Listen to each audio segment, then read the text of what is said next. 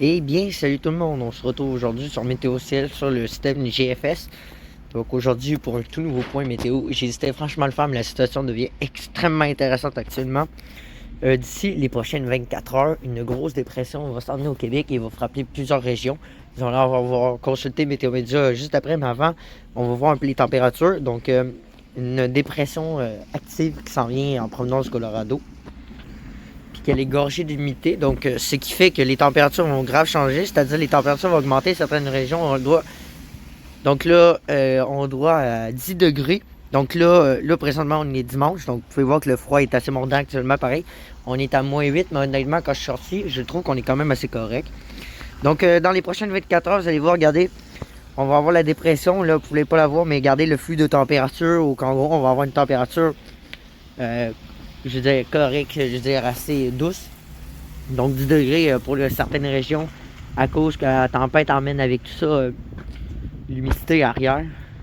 Donc vous pouvez consulter juste ici. Donc voir les températures vont rapidement changer. Et après ça, d'ici le 12 décembre, mais les températures risquent de retrouver la normale. Ben, en fait, les normales de saison qui passent en décembre.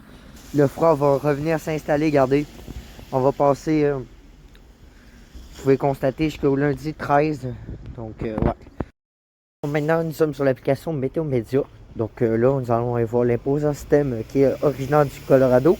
Donc jusqu'à 30 cm par endroit.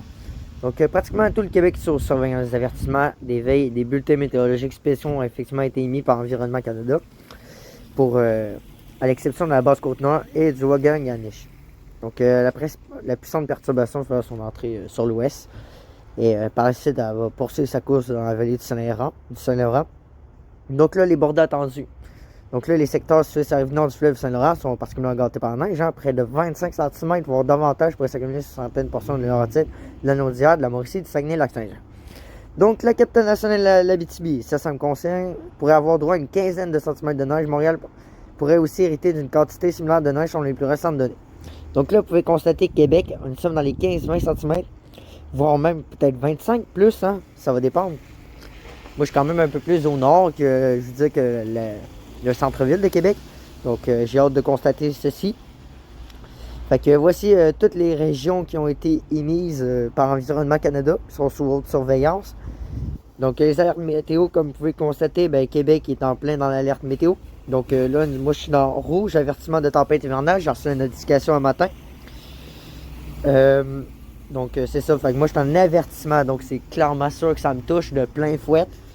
Après ça, les pluies verglaçantes, car oui, il y aura aussi la pluie verglaçante à cause des températures qui risquent un peu de chuter. Donc, de la pluie verglaçante est possible au moment de la transition. Donc, la grande région métropolitaine est particulièrement à risque, évidemment.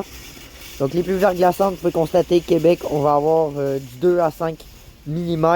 Et les régions les plus touchées pourront avoir jusqu'à 10 mm de pluie verglaçante. Donc, il y a d'autres... donc, Environnement Canada a émis d'autres avertissements de pluie verglaçante. Après ça, voici les gros avertissements de pluie verglaçante.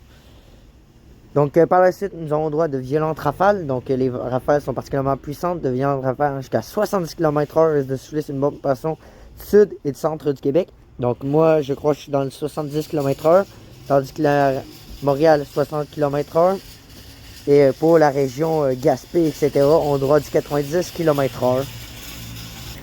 Si vous entendez du bruit, c'est qu'actuellement je suis au travail, donc là je suis dans le parking à l'extérieur. Puis là, ben, c'est les clients qui font rouler leur panier. Donc voilà. On va terminer ici avec les conditions pour les routes. Donc neige, pluie verglaçante, grisille, cocktail météo. Hein. Donc les conditions routières risquent d'être extrêmement difficiles. Bon, on ne sait pas ce qui va se passer si on a de l'école demain. Là actuellement, au moment où je vous parle, hein, je vous ai filmé ça au début du point. Un ciel très bleu. Là, il commence légèrement à s'ennuyer, mais genre, je veux dire, il se passe rien. La température, il n'y a pas de vent. Je disais, tout est tout à fait normal. Donc là, Pontiac et le Témiscamingue sont les premiers à obtenir les flocons ce dimanche. Par la suite, le système se dirigera lentement vers l'est. Donc là, vous pouvez le constater ici, les routes enneigées. Et l'heure de pointe matinale particulièrement affectée pour le sud du Québec. Hein. Donc, bonne chance sur la capitale et Henri IV. Donc, voilà tout le monde, juste simplement, faites bien attention et l'heure de pointe en après-midi, on va être sous la pluie verglaçante et pour terminer, Montréal, eux, dans de la pluie tout simplement. Donc voilà, c'est ce qui termine ce point météo. En espérant qu'il vous aura plu. Si la situation devient intéressante, je veux dire, j'ai droit des gros vents, de la neige forte, puis limite s'il n'y a pas d'école, parfait, moi vous fumez ça, il n'y a pas de problème. N'hésitez pas à partager le point météo, à laisser un like pour le référencement, hein, ça ne me dérange pas. Hein. Mais surtout, dites-moi là en commentaire votre appréciation sur le point météo. Si vous voulez que j'en refasse plus souvent, là la situation devient intéressante. Allez, bonne semaine tout le monde, ciao!